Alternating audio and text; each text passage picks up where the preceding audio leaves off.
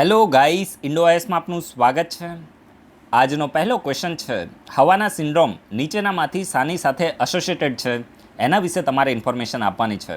Option છે nuclear radiation, cosmic radiation, ultraviolet radiation કે microwave radiation. તો આ 4 રેડિયેશનમાંથી હવાના સિન્ડ્રોમ એ શાની સાથે એસોસિએટેડ છે એના વિશે તમારે રિવિઝન કરવાનું છે. ઇન્ડોઆઈએસમાં આજથી થોડા મહિના પહેલાં આ હવાના સિન્ડ્રોમ વિશે ડિટેલમાં મેં તમને ઇન્ફોર્મેશન આપી હતી. હવાના એ ક્યુબાનું કેપિટલ છે. કયા દેશનું ક્યુબાનું કેપિટલ છે? તો આજે તમારે રિવિઝન કરવાનું છે. Revision is the key of success and you have to revise right. તમારે રિવિઝન કરવું પડશે. અને જો એક રીતે તમે જોશો ને તો તમને એવું લાગશે કે આ તો ભાઈ વન લાઇનર ક્વેશ્ચન છે, તલાટી સચિવાલય જેવી એક્ઝામમાં બને, યુપીએસસી જીપીએસસી 1-2માં આવા ક્વેશ્ચન ના બને. પણ જો આ આઈએએસ લેવલનો ક્વેશ્ચન છે, યુપીએસસીની પ્રિલિમ એક્ઝામ લેવલનો ક્વેશ્ચન છે, અને પ્રિલિમ એક્ઝામમાં તમે જોશો તો આ જ પ્રકારના ક્વેશ્ચનો તમને જોવા મળશે. યુપીએસસી ટર્મ બેઝ ક્વેશ્ચનો પૂછી લે છે. ડાયરેક્ટ કોઈ પણ ટર્મ ન્યૂઝમાં જોવા મળતી હોય એને ઉઠાવે અને પૂછે કે આ ટર્મ ન્યૂઝમાં હતી તો શાની સાથે રિલેટેડ છે. અને આ ક્વેશ્ચન જેટલા તમને સહેલા લાગે છે ને એટલા જ ડિફિકલ્ટ હોય છે, કારણ કે આમાં તમારો કોઈ લોજિક ના લાગે. જો તમને ખબર હોય, તમે જો એના વિશે સ્ટડી કરી હોય તો જ તમે એનો આન્સર આપી શકો. યુપીએસસીમાં એક વસ્તુ તમારે યાદ રાખવાની, જે ક્વેશ્ચનમાં સ્ટેટમેન્ટ વધારે છે એ ક્વેશ્ચન તમારી માટે સહેલા છે. આ તમે સિમ્પલ ફંડા યાદ રાખો. જે ક્વેશ્ચનની અંદર સ્ટેટમેન્ટ વધારે છે એમાં તમે લોજિક લગાવીને એલિમિનેશન ટેકનિકનો યુઝ કરીને ક્વેશ્ચન સોલ્વ કરી શકો. પણ આ પ્રકારના જે પણ ક્વેશ્ચન હોય આ એક રિસ્કી ક્વેશ્ચન કહેવાય. તમને ખબર હોય તો તમે આન્સર આપી શકો, નહીં તો તમારે છોડવું જ પડે. અધરવાઇઝ તમારા માર્ક્સ છે તો નેગેટિવમાં જતા રહે. રાઈટ. તો આ તમે યાદ રાખજો, ઇમ્પોર્ટન્ટ છે. આ પ્રકારની ટર્મ ન્યૂઝમાં જોવા મળે એને તમારે ખાસ ધ્યાનમાં લેવાની છે. તો આ તમે સમજી ગયા છો. અને જે ક્વેશ્ચનમાં વધારે સ્ટેટમેન્ટ હોય એ તમારી માટે સિમ્પલ ક્વેશ્ચન છે, એ તમે સમજી લેજો. રાઈટ. એમાં કારણ કે યુપીએસસીએ કોઈના કોઈ લૂપ હોલ રાખ્યા હશે અને એ લૂપ હોલ તમારે લોજિકથી પકડી લેવાના છે. તો તમે એલિમિનેશન ટેકનિકનો યુઝ કરશો, આસાનીથી તમારો આન્સર છે એને તમે ડિડ્યુસ કરી શકશો. રાઈટ. તો હવે જો 3 સ્ટેટમેન્ટવાળો ક્વેશ્ચન આવ્યો તો જો અહીંયા તમને હું એલિમિનેશન ટેકનિકનો યુઝ કઈ રીતે થાય ને હું તમને અત્યારે પ્રેક્ટિકલી જ બતાવી દઉં. રાઈટ. તો જો લાયન ટેલ મકોક વિશે, આ લાયન ટેલ મકોક ખૂબ જ ન્યૂઝમાં રહેતું હોય છે ને એન્વાયરમેન્ટમાં તમે સ્ટડી પણ કરી હશે ને, ઇન્ડોઆઈએસમાં આપણે ડિસ્કસ પણ કરેલું છે. રાઈટ. તો જો અહીંયા તમને આના વિશે 3 સ્ટેટમેન્ટ આપેલા છે અને આ 3 સ્ટેટમેન્ટમાંથી તમારે કરેક્ટ સ્ટેટમેન્ટ આઈડેન્ટિફાય કરવાનું છે. હવે જો સિમ્પલ ફંડા હું તમને કહું ને કે આનો તમારે આન્સર ડિડ્યુસ કરવો હોય ને તો સિમ્પલ તમને એટલી જ ખબર હોય ને કે લાયન ટેલ મકોકનું આયુષ્યન સ્ટેટસ શું છે. તો જો અહીંયા તમને શું લખ્યું છે કે આ આયુષ્યનમાં વલ્નરેબલ કેટેગરીમાં છે. પણ જો તમને ખબર હોય, મને તો ખબર છે અત્યારે એટલા માટે હું કહું છું કારણ કે વિડીયો હું જ બનાવું છું. રાઈટ. એવું નથી કે આપણે કોઈ ભગવાન છે ને તમારે ખુદને ઇન્ફિરિયર સમજવાના પણ નહીં. તમે સ્ટડી કર્યું હોય ત્યારે તમને પણ ખબર હોય. હવે જો મેઇનલી મારે તમને જસ્ટ ખાલી એક આન્સર કઈ રીતે ડિડ્યુસ કરો એ હું તમને બતાવું છું કે લાયન ટેલ મકોક છે તો આયુષ્યનમાં એન્ડેન્જર્ડ કેટેગરીમાં આવે છે. કઈ કેટેગરીમાં? એન્ડેન્જર્ડ કેટેગરીમાં છે. તો આ સ્ટેટમેન્ટ કેવું થયું? રોંગ થયું. તો તમને અહીંયા શું પૂછ્યું છે? કરેક્ટ. તો હવે તમે જુઓ, જ્યાં તમને ત્રીજું સ્ટેટમેન્ટ દેખવા મળે ને એને તમે શું કરો? સીધું તમે એલિમિનેટ કરી દો. હવે પહેલા બીજા સ્ટેટમેન્ટ સાચા છે કે ખોટા આ આપણે ડંફાસમાં પડવાની જરૂર જ નથી આવતી. સીધો તમારો આન્સર મળી ગયો. તો આ યુપીએસસી છે, આ જીપીએસસી 1-2 છે. સમજી ગયા? તમારે એલિમિનેશન ટેકનિકનો યુઝ કરવાનો છે. ત્રીજું સ્ટેટમેન્ટ તમને ખાલી ખબર હોત કે ભાઈ આનું આયુષ્યન સ્ટેટસ શું છે, ને હંમેશા જ્યારે પણ હું તમને કોઈ પણ એનિમલ વિશે ડિસ્કસ કરાવતો હોય ત્યારે હું તમને આયુષ્યન સ્ટેટસ, સાઇટ્સનું એપેન્ડિક્સ, એના સિવાય વાઇલ્ડલાઇફ પ્રોટેક્શન એક્ટના કયા શેડ્યુલમાં છે હું તમને ખાસ કહેતો હોઉં છું. તો એ તમે સ્ટડી કર્યું હોય તો તમે આસાનીથી એને ડિડ્યુસ કરો કે ભાઈ આ વલ્નરેબલ કેટેગરીમાં નથી. તો ત્રીજું સ્ટેટમેન્ટ રોંગ છે. તો ભાઈ પહેલા બીજા તો સાચા જ હોય ને, કારણ કે પછી કોઈ ઓપ્શન જ બચતો નથી. તો આ રીતે તમારે આન્સરને ડિડ્યુસ કરવાના છે. આ રીતે યુપીએસસીના ક્વેશ્ચનોને તમારે સોલ્વ કરવાના છે. તો આ તમે સમજી ગયા છો. તો હવે આનો આન્સર તો મેં તમને આપી દીધો. પણ અહીંયા તમે જુઓ, it is an old world monkey endemic to the Western Ghat of the south India. એટલે કે જે ભારતનો સાઉથ ઇન્ડિયાનો જે પોર્શન છે એમાં વેસ્ટર્ન ઘાટ છે તો એમાં એન્ડેમિક છે. આ એક ઓલ્ડ વર્લ્ડ એટલે કે જૂના જમાનાનો એક મંકી એટલે કે વાંદરો છે.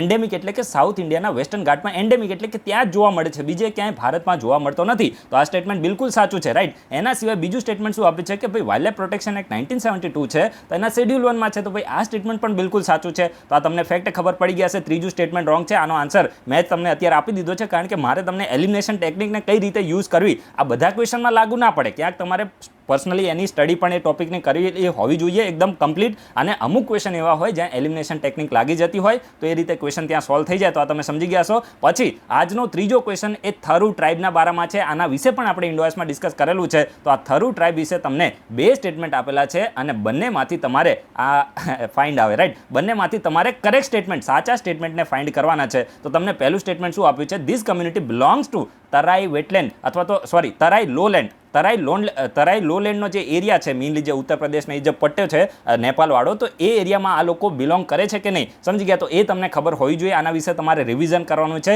મારા ખ્યાલથી જાન્યુઆરી કે ડિસેમ્બર મહિનામાં આના વિશે આપણે ડિસ્કસ કર્યું હતું. તો આ તરાઈ થરુ કમ્યુનિટી છે તો એ તરાઈ લોલેન્ડ એરિયામાં રહે છે કે નહીં આના વિશે તમારે કન્ફર્મ કરવાનું છે. બની શકે કે ભાઈ ઈસ્ટર્ન ઘાટમાં રહેતા હોય, બની શકે વેસ્ટર્ન ઘાટમાં રહેતા હોય, બની શકે કે નોર્થ ઈસ્ટમાં રહેતા હોય, બની શકે લદ્દાખમાં રહેતા હોય. તો તમારે એ કન્ફર્મ કરવાનું છે, સમજી ગયા? તો આ પહેલું સ્ટેટમેન્ટ છે કે આ તરાઈ લોલેન્ડમાં રહે છે. અને બીજું સ્ટેટમેન્ટ શું છે? They are include in the list of the PVTG. એટલે કે આ જે થરુ કમ્યુનિટી છે તો એ એક શેડ્યુલ ટ્રાઇબ છે કે પછી પર્ટિક્યુલર વલરેબલ ટ્રાઇબલ ગ્રુપ છે. કારણ કે પીવીટીજી કોને કહેવાય? જે એસટીમાં પણ ખૂબ જ બેકવર્ડ હોય, એસટીમાં પણ ખૂબ જ બેકવર્ડ હોય તો એને આપણે જેવી રીતે સેન્ટિનીલીઝ છે. સેન્ટિનીલીઝ એ અંદમાન નિકોબારમાં જે નોર્થ સેન્ટિનલ આઇલેન્ડ છે તો એમાં આ સેન્ટિનીલીઝ ટ્રાઇબના લોકો રહે છે. આ પીવીટીજી છે. આ લોકો મોડર્ન વર્લ્ડના લોકોથી ખૂબ જ અલગ છે. એ લોકો ઇવન પોતાના શરીર ઉપર કપડાં જ નથી પહેરતા, સમજી ગયા? એમની રહેણી કરણી એ મોડર્ન એજથી જે આદિમાનવ હતા એ પ્રકારની એમની રહેણી કરણી છે. સેન્ટિનીલીઝ ટ્રાઇબની વાત કરું છું, રાઈટ? અને 2018માં ન્યૂઝમાં પણ જોવા મળ્યા હતા. અમેરિકાનો કોઈ એક માણસ હતો, એને સેન્ટિનીલીઝ ટાઈપના લોકોએ મારી નાખ્યો હતો, રાઈટ? અને એટલા માટે ન્યૂઝમાં હતા. તો જે નોર્થ સેન્ટિનલ આઇલેન્ડ છે અંદમાન નિકોબારમાં, તો ત્યાં ટ્રાઇબના લોકો જોવા મળે છે તો પીવીટીજી છે. તો શું આ થરુ ટ્રાઇબના લોકો પણ પીવીટીજીમાં આવે છે કે જસ્ટ ખાલી એસટી છે? તો આ તમારે કન્ફર્મ કરવાનું છે. રિવિઝન કરો, સમજી ગયા? તો તમારે અહીંયા કરેક્ટ સ્ટેટમેન્ટ આઈડેન્ટિફાઈ કરવાના છે. ઓપ્શન છે 1 ઓનલી, 2 ઓનલી, બોથ યા નન, રાઈટ? અને હવે આજનો ચોથો ક્વેશ્ચન ઇન્વેસ્ટ ઇન્ડિયાના બારામાં છે. આજ જુઓ, બધા ક્વેશ્ચન ટોપ લેવલના છે. કેવા ટોપ લેવલના બધા ક્વેશ્ચન છે ઇન્વેસ્ટ ઇન્ડિયાના બારામાં. તમને 2 સ્ટેટમેન્ટ આપેલા છે, બંનેમાંથી તમારે કરેક્ટ સ્ટેટમેન્ટ, સાચા સ્ટેટમેન્ટ જોવાના છે. હવે પહેલું સ્ટેટમેન્ટ શું લખ્યું છે? જો આ ઇન્વેસ્ટ ઇન્ડિયા છે ને, તો એને United nation investment promotion award મળ્યો હતો. મેં તમને કીધું હતું, યાદ હોય તો. યુનાઇટેડ નેશનનો જે અંકટાડ છે તો એનો ઇન્વેસ્ટમેન્ટ પ્રમોશન એવોર્ડ મળ્યો હતો. એટલા માટે ઇન્વેસ્ટ ઇન્ડિયા ન્યૂઝમાં છે, તો આ પણ તમે યાદ રાખજો. United nation investment promotion award કોને મળ્યો છે? ઇન્વેસ્ટ ઇન્ડિયાને. આપણે કીધેલું છે, કંઈ બાઉન્સર નથી, રાઈટ? તો એમાં શું કીધું છે કે ભાઈ અહીંયા 2 સ્ટેટમેન્ટ છે, બંનેમાંથી કરેક્ટ સ્ટેટમેન્ટ આઈડેન્ટિફાઈ કરો. It is the India's national investment promotion and facilitation agency. તો ભાઈ એ તો મેં તમને હમણાં જ કીધું ને. તો આ પહેલું સ્ટેટમેન્ટ સાચું છે કે ખોટું એ તો તમને ખબર પડી હશે. તો India's national investment promotion and facilitation agency એટલે કે ભારતમાં ઇન્વેસ્ટમેન્ટને પ્રમોટ કરવા અને ફેસિલિટેટ કરવાવાળી એજન્સી છે. તો આ સ્ટેટમેન્ટ તો એકદમ કોમન સેન્સથી તમે કરી શકો. પછી બીજું સ્ટેટમેન્ટ શું કહે છે? હવે જુઓ, અહીંયા તમે ક્યાં ભૂલ કરો છો ને એ પણ હું તમને કહી દઉં. It was set up in 2009 as a not for profit venture under ministry of finance. જુઓ, તમને આટલે સુધી સ્ટેટમેન્ટ શું આપ્યું છે? પરફેક્ટ આપી દીધું. હવે આપણે શું કરીએ? થોડા ઉતાવળિયા હોય, આપણને બધાને એમ હોય કે ભાઈ જલ્દી આઈએએસ બની જવું છે, એટલે આપણે શું કરીએ? આટલે સુધી વાંચી નાખીએ. બધા સામેલ છે, એવું નહીં કે હું ખુદને બાદ રાખું છું. આપણે બધાને સમજી લેવાનું. સમજી ગયા? ઉતાવળમાં એક્ઝામના ટાઈમમાં જ્યારે કોઈ પણ માણસ જલ્દીમાં હોય તે ભૂલ કરે, અને માણસ જ ભૂલ કરે એટલું યાદ રાખવાનું. જે ખુદને વધારે પડતા હોશિયાર સમજતા હોય ને, સારાની હેકડી નીકળી જાય, સમજી ગયા? એવું નહીં રાખવાનું. બધા ભૂલ કરે છે. અને આટલે સુધી આપણે શું કરીએ? વાંચી લઈએ પછી આ જ ના જોઈએ કે મિનિસ્ટ્રી ઓફ ફાઇનાન્સ લખ્યું છે કે બીજી કોઈ મિનિસ્ટ્રી છે. તો એ તમારે જોવાનું છે કે ભાઈ આ ઇન્વેસ્ટ ઇન્ડિયા છે તો કઈ મિનિસ્ટ્રીમાં આવે છે, રાઈટ? તો એ તમે કન્ફર્મ કરો. અને આટલું તમારે આજે રિવિઝન કરવાનું છે. ક્યાં ક્યાં ભૂલ થાય છે એ નેટ પ્રેક્ટિસ થાય. અને તમે એસટીએ, ડીવાયએસઓ, પછી આરએફઓ 1, 2 આ બધી એક્ઝામોમાં ભૂલ ના કરો. પછી ધ ગ્રેટ યુપીએસસીની એક્ઝામ આવી રહી છે 27 જૂને, ત્યારે તમારી ભૂલ ના થાય એટલા માટે આ બધી વસ્તુ અત્યારે કરવાની છે. ઓપ્શન છે 1 ઓનલી, 2 ઓનલી, બોથ યા નન. આ વિડીયો ચાલુ છે ને કે આપણે બક કરીએ છીએ? ચાલુ છે, રાઈટ? તો ચલો હવે આપણે શું કરીએ? 8 મિનિટ સુધી તો આપણે ક્વેશ્ચન ડિસ્કસ કર્યા. હવે જો 2-3 દિવસથી થોડો પ્રોબ્લેમ ચાલી રહ્યો છે, તો આપણે વિડીયોમાં થોડું કરવું પડશે. ને આ બધું જ આમાં કેવું હોય કે લાઈફમાં આપણે ઘણા બધા બીજા પણ કામ આવતા હોય, તો એ રીતે આપણે યાર થોડું મેનેજ કરવાનું. અને જવાબદારીઓવાળું જીવન હોય તો આપણે ક્યારેક બધું મેનેજ કરવું પણ પડે. તો તમારે પણ થોડું વિડીયોમાં ડીલે થાય તો એ રીતે ખુદને થોડું સેટ કરી દેવાનું, રાઈટ? પૂરેપૂરું છે ને લાઈફમાં ફ્લેક્સિબલ રહેશો ને એટલો જ વધારે ફાયદો થશે. કારણ કે જ્યારે તમે આઈએએસ બનશો, અથવા તો માની લો કે તમે કોઈ જિલ્લાના એસપી હશો, અથવા તો ડેપ્યુટી કલેક્ટર હશો, અથવા તો માની લો કે તમે મામલતદાર હશો, તો ત્યારે જીવનમાં તમને એવું નહીં હોય કે તમારા શિડ્યુલ પ્રમાણે જ કામ થશે. એમાં પણ તમે જો આઈએએસ હશો ત્યારે તો કંઈ જ ફિક્સ નહીં હોય, કંઈ જ ફિક્સ નહીં હોય. એસપીમાં પણ કંઈ જ ફિક્સ નહીં હોય. એટલે પૂરેપૂરા ફ્લેક્સિબલ રહેશો તો તમને ફાયદો થશે. અને એ રીતે તમારે જીવનને ઢાળી દેવાનું. પછી એકદમ રિજિડ રહેશો કે ભાઈ મારે તો આ ટાઈમમાં આ જ કરવાનું હતું, હું આ જ કરીશ, તો એ પછી જીવન પૂરું થઈ ગયું, રાઈટ? હવે આપણે શું કરીએ? આ કૃષ્ણદેવરાય વિશે આજે આપણે ઇન્ફોર્મેશન લેવાની છે. આ કૃષ્ણદેવરાય હતા તો એ વિજયનગર સામ્રાજ્ય હતા, તો એના એક સમ્રાટ હતા, રાઈટ? એના શહેનશાહ આપણે એને કહી શકીએ. તો અત્યારે ન્યૂઝ શું છે? તો જે કૃષ્ણદેવરાય રાજા હતા તો એમનું મૃત્યુ કઈ તારીખે થયું? તો એનો ફર્સ્ટ એપિગ્રાફિકલ રેફરન્સ મળ્યો છે. શું મળ્યું છે? એપિગ્રાફિકલ રેફરન્સ એટલે કે જે શિલાલેખ હોય એના ઉપર એની તારીખ મળી છે કે ભાઈ આ તારીખે આ રાજા કૃષ્ણદેવરાય હતા તો એનું વિજયનગરના સમ્રાટનું મૃત્યુ થયું હતું આ તારીખે. તો એનો એક શિલાલેખ મળ્યો છે ને એક આપણે એને કહી શકીએ કે પહેલો એપિગ્રાફિકલ રેફરન્સ એમના મૃત્યુ વિશે મળ્યો છે. અને કઈ જગ્યાએથી મળ્યો છે? તો જે કર્ણાટક છે, કર્ણાટક, તો એનું કર્ણાટકનું તમાકુરુ ડિસ્ટ્રિક્ટ છે. તો ત્યાંથી આ રેફરન્સ છે તો ડિસ્કવર થયો છે અને આ જે પણ ઇન્સ્ક્રિપ્શન લખેલી છે તો કન્નડ ભાષામાં છે. કઈ ભાષામાં છે? કન્નડ ભાષામાં આ ઇન્સ્ક્રિપ્શન છે તો એ લખેલી છે, તો આ તમે સમજી શકો છો. And as per the inscription, the Krishnadevaraya, one of the greatest emperor of India who ruled from the South India, died on October 17, 1529 Sunday, and incidentally this day was marked by lunar eclipse. એટલે કહેવા શું માંગે છે કે ભાઈ આ ઇન્સ્ક્રિપ્શનમાં એવું લખેલું છે કે ભાઈ આપણા જે પણ વિજયનગર સામ્રાજ્ય હતું તો એના રાજા કૃષ્ણદેવરાય હતા. કૃષ્ણદેવરાય તો એમનું એક સાઉથ ઇન્ડિયાના શું હતા? ગ્રેટેસ્ટ એમ્પરર હતા. સમજી ગયા? ગ્રેટેસ્ટ સમ્રાટમાંથી એક હતા અને આમને શું કર્યું હતું? જે સાઉથ ઇન્ડિયા છે તો એને રૂલ કર્યું હતું. આવું ઇન્સ્ક્રિપ્શનની અંદર લખ્યું છે. અને આ ભાઈનું મૃત્યુ એ 17મી ઓક્ટોબર 1529ના દિવસે થયું હતું. કયા દિવસે? તો રવિવારના દિવસે થયું હતું. અને આ જ દિવસે શું હતું? તો ચંદ્રગ્રહણ પણ થયું હતું. તો આ પ્રકારનું આ ઇન્સ્ક્રિપ્શનની અંદર મોટી મોટી વાતો લખેલી છે. એ તો અત્યારે નરેન્દ્ર મોદી વિશે એમના આઈએએસ લખાવે ને તો આઈએએસ પણ એ જ લખે કે ભાઈ નરેન્દ્ર મોદી એક મહાન રાજા હતા ને એ તો તમારી વિશે તમે લખાવો તો તમે પણ સારું જ લખાવો ને એ બધું આપણે સ્વીકારવું પડે, રાઈટ? તો હવે આપણે શું કરીએ, જે વિજયનગરના રાજા કૃષ્ણદેવરાય હતા એના વિશે આપણે થોડી બેઝિક ઇન્ફોર્મેશન લઈએ. તો જુઓ, આ જે કૃષ્ણદેવરાય હતા તો વિજયનગર સામ્રાજ્ય હતું તો એમાં 1509થી લઈને 1529 સુધીનો આમનો શાસનકાળ રહ્યો છે. 1509થી લઈને 1529 સુધીનો આમનો શાસનકાળ રહ્યો છે. અને આ કઈ ડાયનેસ્ટીથી બિલોંગ કરતા હતા? તો તુલુવા ડાયનેસ્ટી. આ તમે યાદ રાખજો, વિજયનગર સામ્રાજ્યમાં ટોટલ 4 ડાયનેસ્ટી હતી. એ 4 ડાયનેસ્ટી કઈ હતી? એ ચારે ચારના નામ તમે આમાં લખો. વિડીયોના કમેન્ટ બોક્સમાં ચારે 4 ડાયનેસ્ટીના નામ લખો. સંગમા ડાયનેસ્ટી ને તુલુવા સુલુવા ડાયનેસ્ટી આ હતી. 3 તો મેં તમને કહી દીધી, રાઈટ? તો એરાવિડુ ડાયનેસ્ટી પણ હતી. ચલો 4 તો થઈ ગયા. તો તમે શું કરો, આને લિંકમાં તમે જે પણ ક્રોનોલોજીકલ ઓર્ડર છે તો એમાં તમે વિડીયોના કમેન્ટ બોક્સમાં લખો કે આ ડાયનેસ્ટી છે તો એનો સમયગાળો આટલો રહ્યો છે. ખૂબ જ ઇમ્પોર્ટન્ટ છે, તમને ખબર હોવી જોઈએ. તો મેઇનલી આમને તુલુવા ડાયનેસ્ટીથી બિલોંગ કરતા હતા. And Krishnadevaraya an the title of the Kannada Rajya Rama રમના. શું ફાલતુ નામ છે આ જે આટલા ટાઇટલ છે તો આમને મળ્યા હતા. આંધ્ર ભોજા પણ આમને કહેવાતું હતું. એના સિવાય આ જે ફાલતુ નામ છે એને પણ તમે નોટ ડાઉન કરી દો. આ એમના ઉપનામ છે અથવા તો એમને આ પ્રકારની ઉપાધિ પણ એમને મળેલી છે. And he became the dominant ruler of the peninsular India by the defeating the sultan of Bijapur, Golconda, Bahmani saltanat and raja of Odisha. એટલે કહેવા શું માંગે છે કે ભાઈ આ ભાઈએ શું કર્યું હતું? આપણું જે પેનિન્સ્યુલર ઇન્ડિયા હતું તો એમાં એક ડોમિનન્ટ રૂલરની પોઝિશન આમની આવી ગઈ હતી. આમને શું કર્યું હતું? તો જે પણ બીજાપુરના જે સુલતાન હતા, એના સિવાય ગોલકોન્ડા છે, બહામની સલ્તનત છે, આ બધી જે ઓડિશાના રાજા છે બધાને હરાઈ દીધા હતા. અને પેનિન્સ્યુલર ઇન્ડિયામાં રાજા કૃષ્ણદેવરાય જે વિજયનગર એમ્પાયરના હતા તો એમને શું કર્યું હતું? એક ડોમિનન્ટ પોઝિશન છે તો એને હાંસલ કરી લીધી હતી. And the great south Indian mathematician, જો એક સાઉથ ઇન્ડિયાના મેથેમેટિશિયન હતા એટલે આપણે એને ગણિતશાસ્ત્રી કહીએ, જેનું નામ હતું નીલાકાંથા સોમાયાજી. તો આ નીલાકાંથા સોમાયાજી હતા તો આ સાઉથ ઇન્ડિયાના એક ગ્રેટ મેથેમેટિશિયન હતા અને આ કૃષ્ણદેવરાયના એમ્પાયરમાં આમને હતા. તો તમને પૂછવામાં આવે કે નીલાકાંથા સોમાયાજી એ કયા રાજાના કન્ટેમ્પરરી હતા? યુપીએસસીમાં આવા ક્વેશ્ચન બને છે ભાઈ, તો ત્યારે તમે યાદ રાખજો જે કૃષ્ણદેવરાય હતા તો એના કન્ટેમ્પરરી હતા. અને જો જે પોર્ટુગીઝ ટ્રાવેલર છે ને, ટ્રાવેલર જેને આપણે કહીએ તો એ કૃષ્ણદેવરાય સમયમાં આયા હતા. તો આ બંને ટ્રાવેલરના નામ તમે વાંચી લો, એને પ્રોનાઉન્સ કરવાનું નથી. એમ પણ આપણે આજે થોડું લેટ થયું છે, ફાલતુ નામ છે, પણ યુપીએસસીની એક્ઝામમાં ક્વેશ્ચન આવી શકે છે કે ભાઈ કયા ટ્રાવેલરે કૃષ્ણદેવરાયના સમયમાં ત્યાં વિઝિટ કર્યું હતું સાઉથ ઇન્ડિયામાં. તો આ તમે બંને ટ્રાવેલરના જે નામ છે ચલો ને વાંચી લઈએ ધીરે ધીરે. ડોમિંગો પાઇસ અને ફેર્નાઓ નુનીઝ.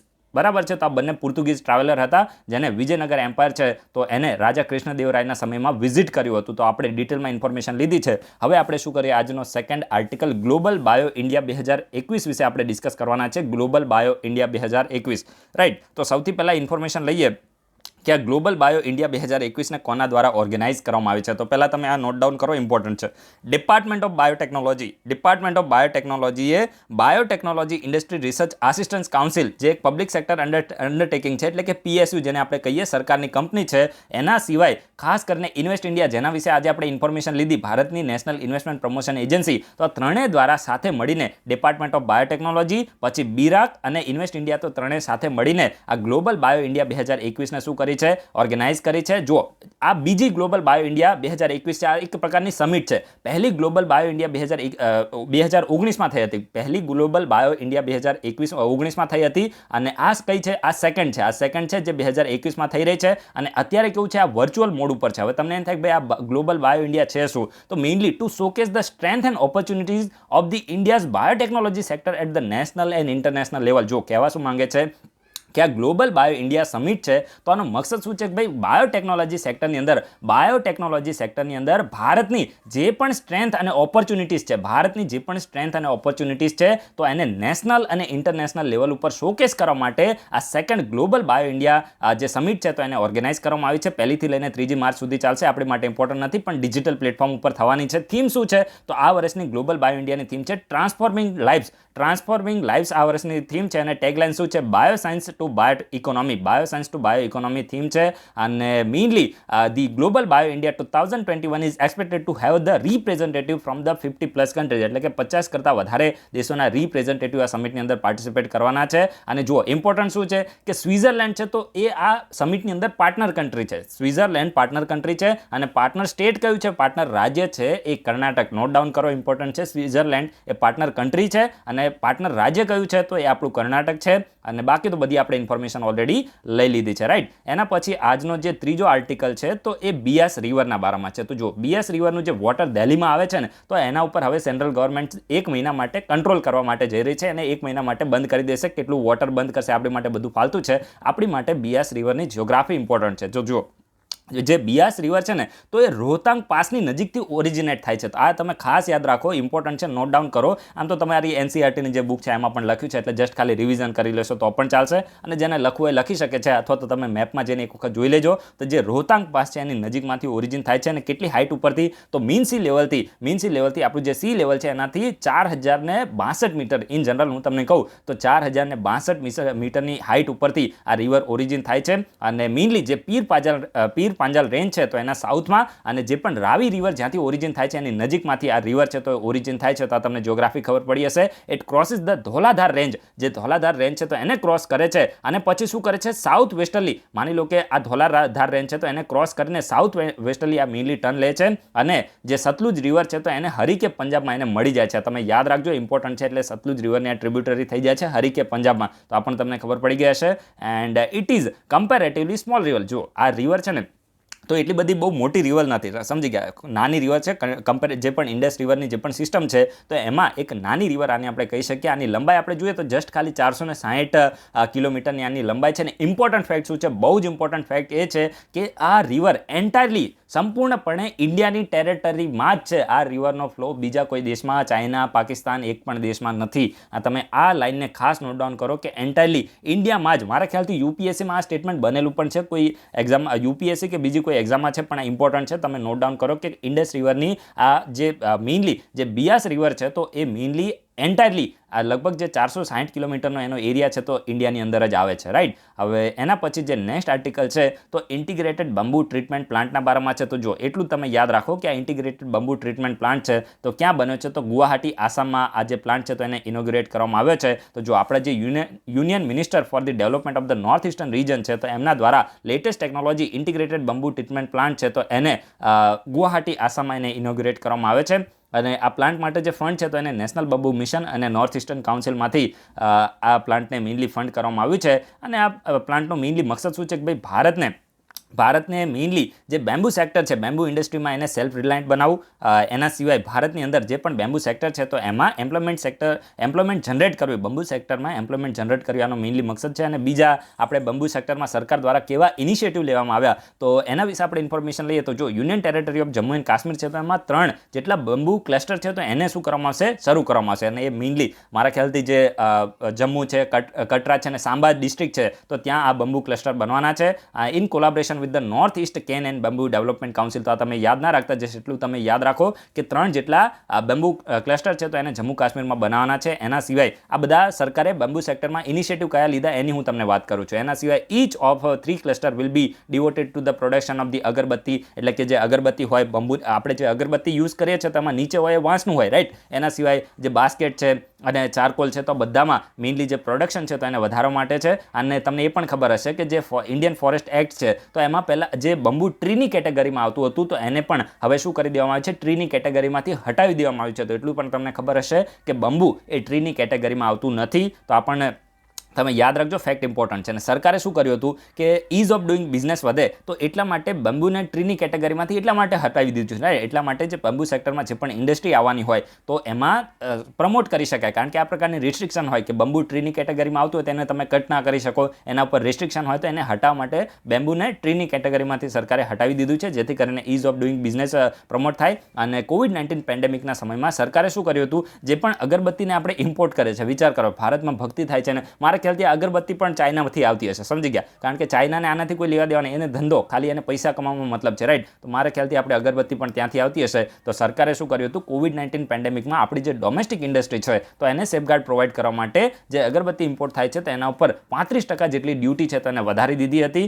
And this will discourage the import. અને આનાથી શું થાય કે જ્યારે ડ્યુટી વધી જાય તો ઇમ્પોર્ટ ડિસ્કરેજ થાય અને પછી આપણી જે પણ ડોમેસ્ટિક ઇન્ડસ્ટ્રી હોય તો એની અગરબત્તીની ડિમાન્ડ છે તો એ વધે. તો એ મકસદે સરકારે આ પ્રકારના સ્ટેપ લીધા છે, તો આ પણ તમને કામમાં આવશે. અને આજનો last article state of environment રિપોર્ટના બારામાં છે. State of environment report 2021. આમાં તમારે યુપીએસસી જીપીએસસી માટે શું યાદ રાખવાનું છે કે આ રિપોર્ટ કોના દ્વારા રિલીઝ કરવામાં આવે છે. સ્ટેટ ઓફ એન્વાયરમેન્ટ રિપોર્ટ 2021ને Centre for Science and Environment દ્વારા આ રિપોર્ટને રિલીઝ કરવામાં આવે છે. આટલું તમે યાદ રાખો. સ્ટેટ ઓફ એન્વાયરમેન્ટ રિપોર્ટ 2021 કોણ રિલીઝ કરે છે? Centre for Science and environment. બાકી આની જે ફાઇન્ડિંગ છે સાવ ફાલતુ છે અને બધી તમને યાદ પણ રહેવાની નથી, તો આપણે યાદ રાખવી પણ નથી. So guys, thanks for watching. Video complete કરીએ. આ આપણું ટેલિગ્રામ ચેનલ છે, ઇન્સ્ટાગ્રામ અકાઉન્ટની આઈડી છે અને એ તમને કમેન્ટમાં અને એના સિવાય આપણા ડિસ્ક્રિપ્શનમાં પણ મળશે. તમારી ઈચ્છા થાય તો જોઈન થાવ અને ના થાય તો અમને કાંઈ ફરક પડતો નથી. So guys, thanks for watching. તમારા બધાનો દિવસ શુભ જાય.